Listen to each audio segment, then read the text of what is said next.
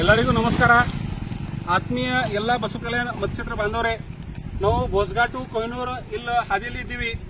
ಯಾರು ನಮ್ಮ ಸ್ನೇಹಿತರು ಹೇಳ್ತಾ ಇದ್ದಾರ ಬಸವ ಕಲ್ಯಾಣದ ಕಳಪೆ ಕಾಮಗಾರಿ ಆಗಿಲ್ಲ ಅಂತ ನಿಮ್ಮೊಂದು ಲೈವ್ ಡೇವ್ ನಾವು ತೋರಿಸ್ತಾ ಇದ್ದೀವಿ.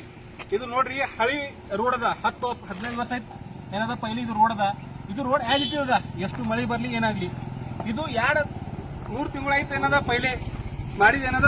ಇದು ರೋಡ್ ಅದ, ಈ ರೋಡ್ ಏನದ ಪಾಪಡ ಪಾಪಡ ಹಪ್ಪುಗತ್ತೆ ಏನದ. ಇದು ರೋಡ್ ಏನದ ಹೊರಗೆ ಏನದ ಪೂರ ಡ್ಯಾಮೇಜ್ ಆಗಿದೆ.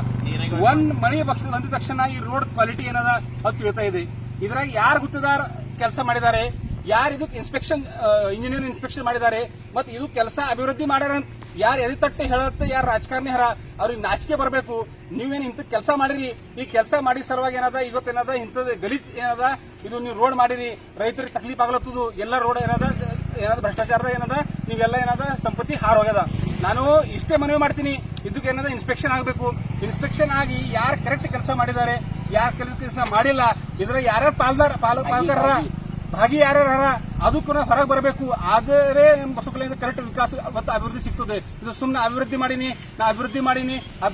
ಅಂದ್ರೆ ಅಭಿವೃದ್ಧಿ ಆಗೋ ತಕ್ಷಣ ಇದಕ್ಕೆ ಏನಂತಾರ ಕಳಪೆ ಕಾಮಗಾರಿ ಅಂತಾರ. ಇದು ಕಳಪೆ ಕಾಮಗಾರಿ ಏನದ ಮುಂಬರೋ ದಿನದಲ್ಲಿ ನಾವು ಎಲ್ಲ ಜನ ತರ್ತೇವೆ ಅಂತ ಮಾತನ್ನು ಹೇಳಿ ನಮ್ಗೆಲ್ಲರಿಗೆ ನಾ ಧನ್ಯವಾದ ಹೇಳಿ ಇದ್ರ ಬಗ್ಗೆ ಎಚ್ಚರಿಕೆ ಮಾಡೋದಕ್ಕೆ ನಾವು ಪ್ರಯತ್ನ ಮಾಡ್ತೀವಿ. ಒಂದು ಮಳಿದ